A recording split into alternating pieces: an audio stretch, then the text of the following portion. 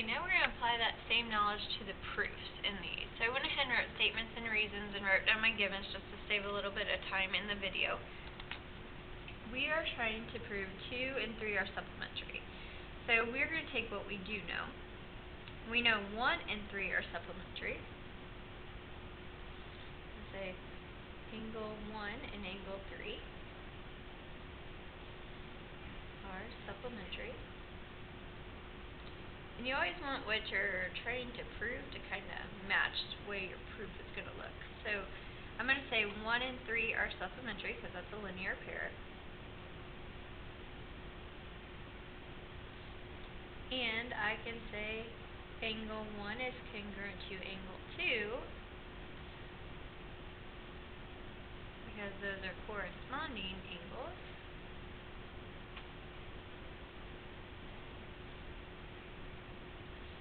So now, if 1 is equal to 2 and 1 and 3 were supplementary, I can replace the 1 with the 2. So we can now say angle 2 and angle 3 are supplementary.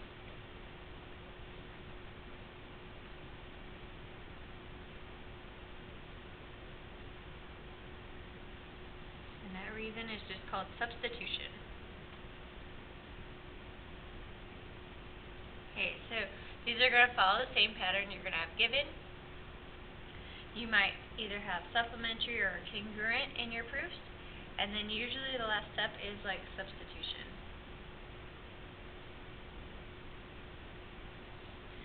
So if you want to make a list of these, the one's linear pair and consecutive interior.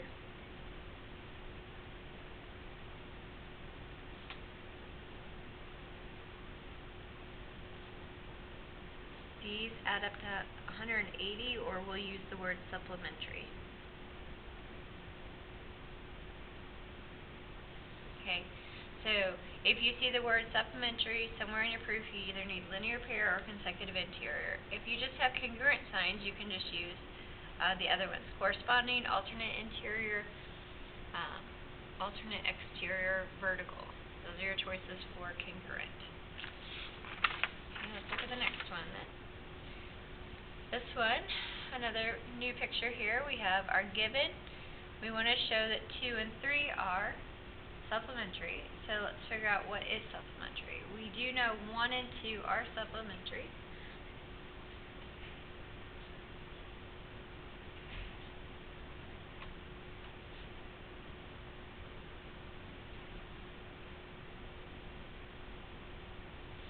And my reason I know that is 1 and 2 are called consecutive interior angles.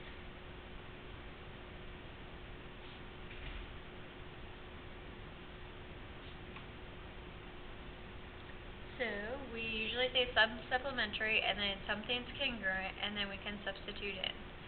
So why do we know that angle 1, so we did 1 and 2, now I have 1 and 3. Why are angle 1 and angle 3 congruent to each other? 1 and 3 are called vertical angles.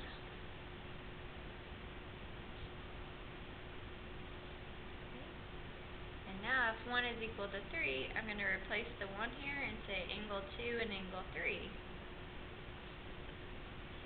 are supplementary.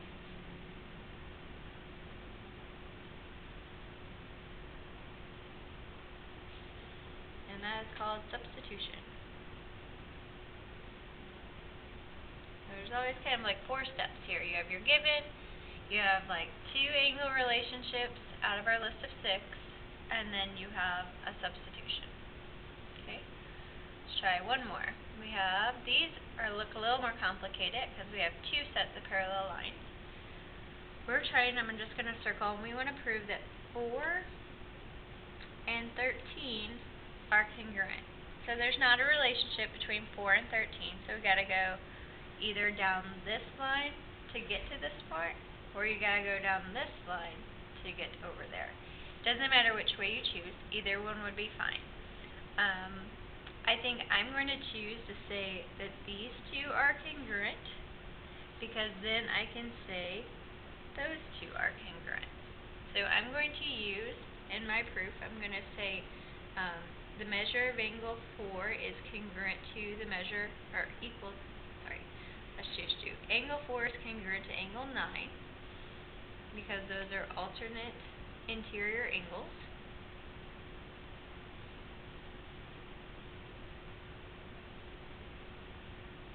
And then you can see, then I just said, well, 9 is going to be congruent to 13.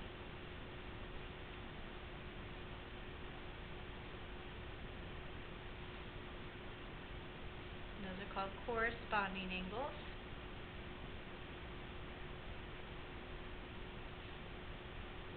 And now if you look what I've written down, if 4 is equal to 9 and 13 is equal to 9, then we know 4 and 13 should be equal or congruent.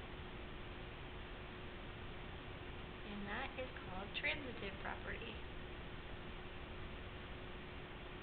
A lot of people on past tests would get transitive and substitution mixed up. And this particular one up here, I was just replacing one of the numbers in the whole sentence or the whole problem. That's called substitution. Whereas this, we're replacing this entire side where the 9 is with the 13, or where the 4 is with the 9 and the 4. So versus replacing one thing in a sentence or an equation, you replace an entire side. That's called transitive property. So all these proofs are going to be 4 steps. You have your given, you're going to have 2 angle relationships in the middle, and then you have a substitution, or in this case, a transitive on this one. You'll notice the other first ones all had the word supplementary, so somewhere in the proof I had the word supplementary, whereas this one had a congruent thing we're proving, so all throughout this proof I just used congruent signs. Another thing to watch to